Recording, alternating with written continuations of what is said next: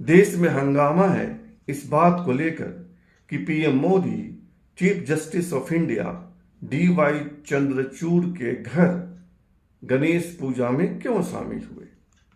इससे पहले Ranjan Gogoi retired chief justice of India Ranjan Gogoi को जब मोदी सरकार ने राज्यसभा के लिए नॉमिनेट किया था तब भी विवाद हुआ था।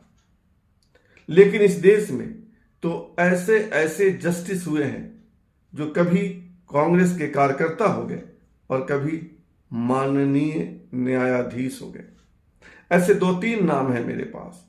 एक थे बहारुल इस्लाम साहब 1962 से 1972 तक राज्यसभा के मेंबर थे, राज्यसभा के सदस्य थे, कांग्रेस पार्टी के नेता थे, कांग्रेस पार्टी के सम्मानित कार्यकर्ता थे और अचानक से 1972 में ही असम और नागालैंड हाई कोर्ट के जज हो गए।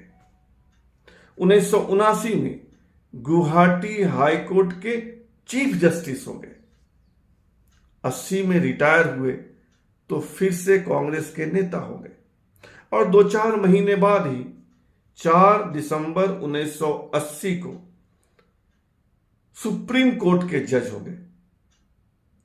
यह बिल्कुल असामान्य बात है कि कोई जज रिटायर हो जाए, कांग्रेस का नेता हो जाए और फिर से सुप्रीम कोर्ट का जस्टिस हो जाए।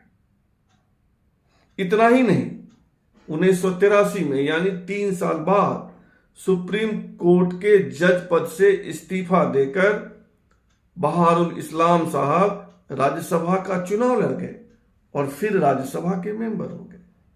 तो ऐसा है हमारे देश में जजों का इतिहास, जजों का चरित्र। कब कांग्रेस पार्टी के नेता और कब कांग्रेस पार्टी के कार्यकर्ता हो जाएं, कब जस्टिस हो जाएं, कह पाना मुश्किल है। एक और न्यायाधीश थे, रंगनाथ मिश्र, नाम सुना होगा आपने। 1984 में इस देश में दंगा हुआ, सिख विरोधी दंगा। कांग्रेस की सरकार ने सिख दंगों की जांच के लिए एक जांच कमेटी बनाई और उसके हेड बनाए गए रंगनाथ मिश्र कमेटी। वे उस समय सुप्रीम कोर्ट के जज थे। रंगनाथ मिश्र महोदय ने अपनी रिपोर्ट में कांग्रेस पार्टी को बरी कर दिया, यानी कहा कि दंगों में कांग्रेस पार्टी का कोई हाथ नहीं है। कुछ समय बाद, कुछ साल बाद रंगनाथ मिश्र सुप्रीम कोर्ट के CJI हो गए, यानी चीफ जस्टिस ऑफ इंडिया बन गए। 90 में 91 तक इस पद पर रहे, रिटायर हो गए।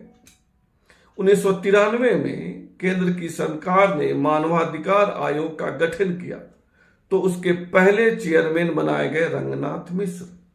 आप समझ सकते हैं। रंगनाथ मिश्र साहब मानवाधिकार आयोग से रिटायर हो गए तो 1958 में कांग्रेस पार्टी ने उनको राज्यसभा में भेज दिया और इतना ही नहीं, फिर से यानी दोबारा 2004 में भी राज्यसभा में भेजा। तो ऐसा इतिहास है हमारे देश में माननीय न्यायाधीशों का। कब कांग्रेस पार्टी के कार्यकर्ता हो जाएं, कब जज हो जाएं, कहना कठिन है। और मैंने आपको 2 नाम बताए, ऐसे अनगिनत नाम इतिहास में भरे हैं, बकायदा दर्ज है, मैं कोई कहीं से ढूंढ कर नहीं लाया। और ऐसे हालात में अगर मोदी चीफ जस्टिस के यहां चले गए गणपति पूजा में तो सवाल उठाना निरर्थक लगता है, बेकार की बात लगती है। आपको क्या लगता है?